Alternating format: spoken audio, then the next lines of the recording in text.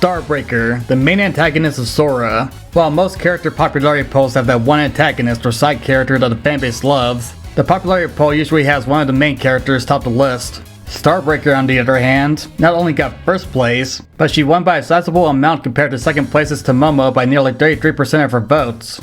With results so one-sided towards what was originally a one-off antagonist, it raises a question of how she got to be so popular in the first place, and this video is here to answer that question. This topic is an interesting one for me because I'm kind of on the minority of the OJ fanbase that didn't really get the appeal. Every person I ask about why they like Starbreaker usually amounts to the fact that she's cute. And while yes, if you place Starbo in a cast that looks like this, obviously she's going to look cute in comparison, but OJ has a cast that looks like this. Compared to the vibrant colors everyone else has, it makes the white and gray color scheme Starbo has all the more harder for her to stand out. Even Hoshino Reika, Starbreaker's former identity, at least has the light blue hair and schoolgirl uniform. Speaking of Reika, I might as well bring up the 2025 OJ popularity poll again. Obviously, Starbreaker won by a good margin, but what's an even larger margin is how many votes Starbo got to Reika. Yeah, Reika is in the bottom half of their rankings with only 76 votes to her name. Because of this, I will be treating Hoshino Reika and Starbreaker as two separate entities, which means I won't be talking about Reika's role in 200% Mixed Juice, nor does Starbreaker Drama CD. With that out of the way, it's about time I start analyzing everything about Starbreaker, starting with her appearance in Sora.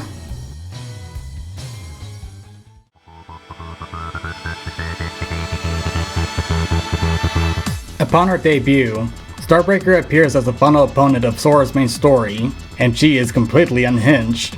One cliché I've noticed when creating a memorable last-minute antagonist is to have them act as insane as possible to get the audience to remember them. While I know the word cliché has a negative connotation to it, it is a device that almost always works because the character has very little screen time to make themselves memorable, and in order to accomplish this, the villain must steal the spotlight from the heroes by acting as insane as possible. While Starbreaker has these qualities, her attitude appears more refined.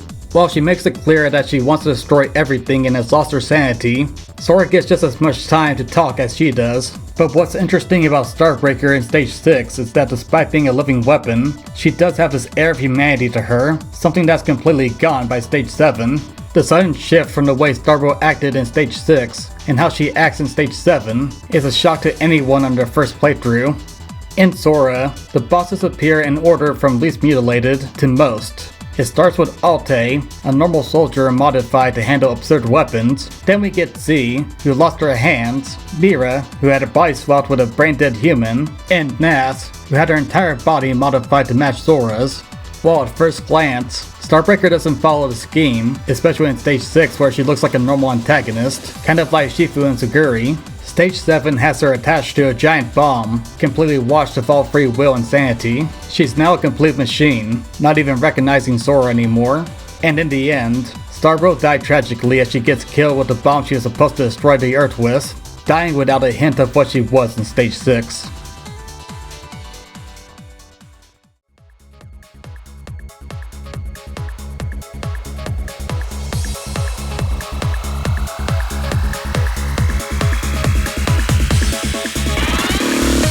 Starbreaker comes back and makes a playable appearance in both Acceleration of Suguri 2 and 200% Mixed Juice. And both of them, yeah, you're not really going to hear that many people talk about Starbo's role in these games, narrative-wise, so I'll keep the descriptions brief. In Acceleration of Suguri 2, Sumika makes a robot copy of Starbreaker, complete with the memories Starbo had right before she died, and since Sumika knows how dangerous a living weapon is, she limited Starbreaker's power. Without the power to destroy the world, Starbreaker goes into a depressed state and follows Sumika's orders to non-lethally defeat the Shifu brands. The story ends with Starbo beating Sumika in a match and asking permission to be shut down. Definitely not the most notable Starbreaker appearance, mostly due to the major shift in her personality. It's even weirder for those who play Acceleration of Suguri 2 before playing Sora, as their first introduction to Starbo drew her very stoic dialogue.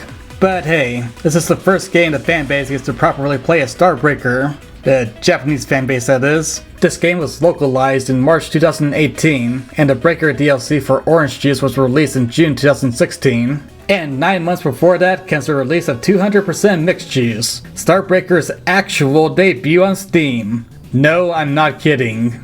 Yeah, 4 months before the release of Sora on Steam, 200% Mixed Juice was released.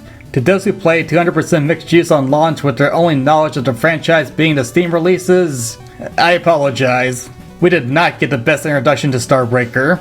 I'd be surprised if anyone said this was their favorite version of this character. I mean, just look at her. What's her smile? Even Acceleration Security 2 had a portrait smile, and that's when she was undergoing depression. Then there's Hoshino Reika, Starbreaker's vassal. And by that, I mean the protagonist spent most of the game trying not to release Starbo. Thankfully, it doesn't work, as the last act of the game finally has Starbreaker taking the role of the main bad guy again. Her dialogue here is kinda back to the way it was in Sora, but her default expression conveys her as more tame. Even when she's doing her signature evil laugh, it feels much more reserved due to the fact that she's frowning while laughing. Even without the artwork, the dialogue has her missing a key part of Starbreaker's character, and that's that she's mentally broken. Her dialogue in Sora has her dominating the conversation, not giving Sora any room to comment back unless Starbo gives her permission to speak.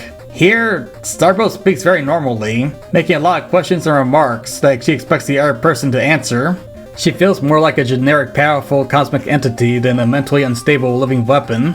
While I was playing 200% Mixed Juice in November 2015, those were my thoughts at the time, and after playing the game again 7 years later after knowing a lot more about Starbo than I did back then, I finally appreciated her appearance in this game.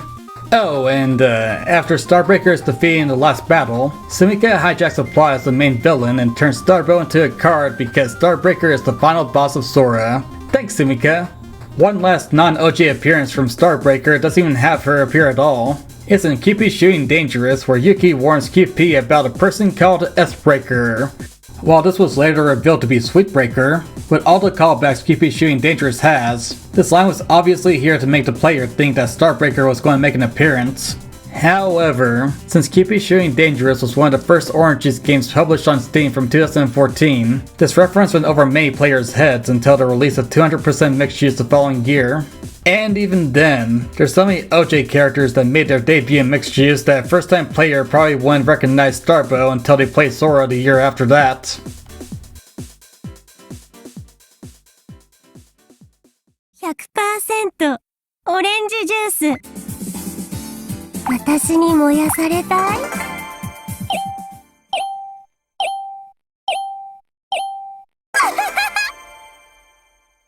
Considering a huge portion of the fans of Orange Juice came for, well, 100% Orange Juice, we need to forget about everything I said about Starbreaker prior and look at this from the perspective of someone who just got into the franchise through 100% Orange Juice and ask what makes Starbreaker stand out from the other 60 plus DLC characters. And well, the answer to that is surprisingly straightforward. Starbreaker wasn't a part of a character pack, she was part of an expansion to Orange Juice, complete with her own campaign. Sure, Sweetbreaker was there too, but was she the star of that story? Or was it Starbreaker, who was burninating everything in her path, not just the narrative, but the gameplay itself? Once you play Starbreaker, you get to destroy everything you fight. Forget about trying to survive against the boss, you are the boss. Does this look like the face of mercy? But wait, if you wanted to go around killing everything, you play another character like Yuki or any other character with +2 attack. And that's the thing, there are no other characters you can access right away with +2 attack. They're all unlockable characters you either have to play through the story mode to get, or in Store Manager's case, play online until you reach level 30. Sure, Hoshino Reika is also DLC, but she has 2 less HP than Starbreaker, and her playstyle revolves around sniping people when they're at low HP rather than going guns blazing. Just to prove how popular Starbreaker and her playstyle is with the fans, here's a tweet from Hono displaying the top 10 characters used in 100% Orange Juice. She's ranked 5th, right behind QP, Mark, Saguri, and Kai. And you might be thinking, Starbo's used less than Kai? That's pathetic! Just remember that this is a ranking of characters by character usage, and the characters above Starbreaker are the default characters that you can choose at the start of the game. Starbreaker is a DLC character, and she's ranked above characters that have easy unlock conditions like Pete and Sora. And if that wasn't enough, the Breaker DLC pack was released in 2016. This poll took place in 2017, 3 years after 100% Orange Juice was released on Steam.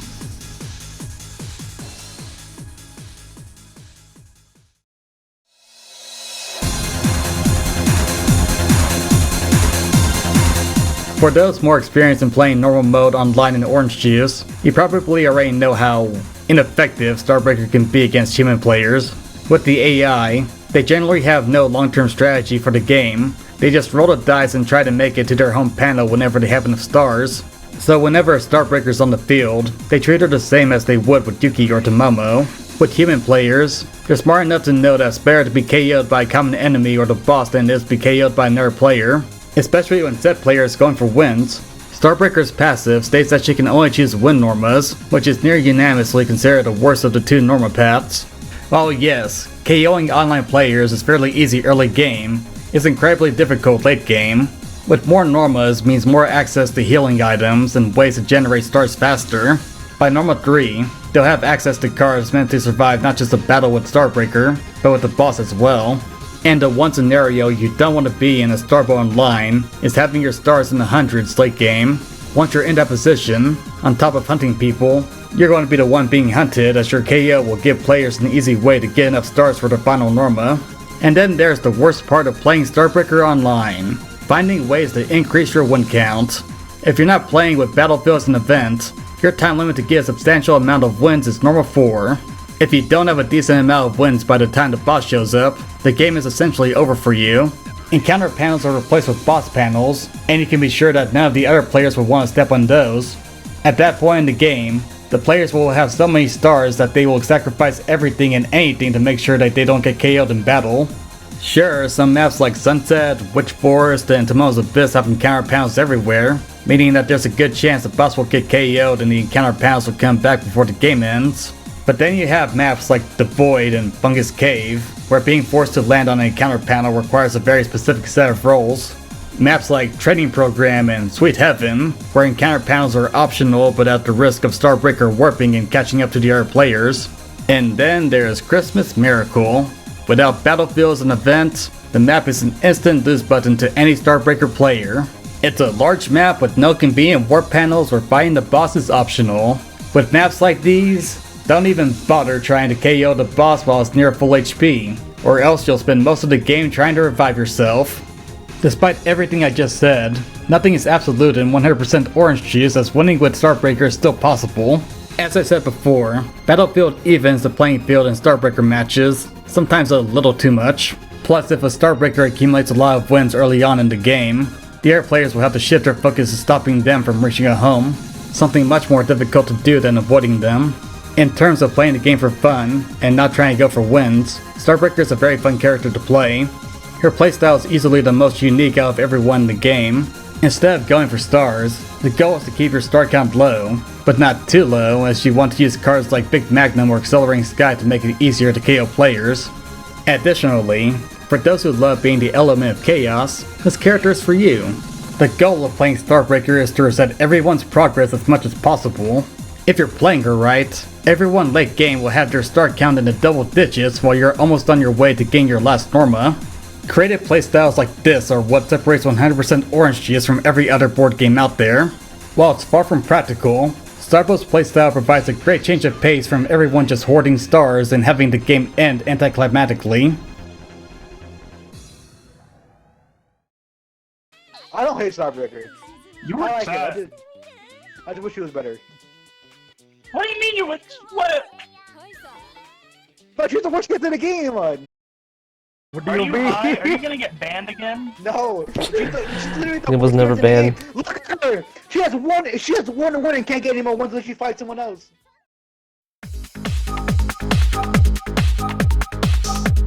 Although Starbreaker's playstyle is enjoyable to use, there's a side of Starbo fans who unironically think that Starbreaker's playstyle is genuinely good, overpowered even. Meanwhile, the experienced 100% Orange Juice players will refute all the points I just made, even calling her one of the worst OJ characters to win with. Discussions like this ignites publicity about Starbreaker to where it's hard to find a fan of Orange Juice who hasn't heard about her and her gimmick. A lot of OJ fan content meme on her the same way people would meme about Marie Popo or Saguri, either by mocking how hard it is to get wins at Starbreaker, or just by her chaotic evil personality. Yeah, discarding everything else from the franchise, Starbo here is portrayed as a one-note pyromaniac who wants to see things burn. The only thing in-game that suggests she's a tragic villain is her OJ Dex entry, which requires 15 online games as her to get to the part that mentions her backstory. And there you have it. everything I know about Starbreaker's appearance in the OJ franchise. Sure, I skipped over some details like her image song, the appearance of Beachbreaker, and how Hondo teased on Twitter about how he would make a Starbo dating sim, but I think I covered mostly everything. As for which factor contributed the most to Starbreaker's absurd popularity, well, I'd have to say it's her design. I know I said that her design didn't appeal that much to me, but hey, tastes are subjective. People love crazy characters and Starbo's one of them. Even with the monochrome color scheme, her actual outfit is ragged to give a more poverty-like look, which has been shown to be very endearing in other works. And just to prove how appealing Starbreaker's design is, she was one of the first OJ characters to get a plush made of them. In the Kickstarter for Wave 1, Starbreaker was set to be released alongside the main characters in Hime, and by the time the Wave 4 Kickstarter was made, the Starbreaker plushies were selling so well that an entire stretch goal was made just to have them reprinted. While yes, her design is the main reason why she's so popular, it doesn't make anything else I said in this video for naught. The fact that Starbreaker is such a strange character, whether through her villainous appearance in Sora, her sad backstory, or just the aggressive nature of her playstyle in 100% orange juice, Starbreaker will never stop surprising us with how chaotic she is in the franchise. This is Sylan Crane and I'll see you guys then.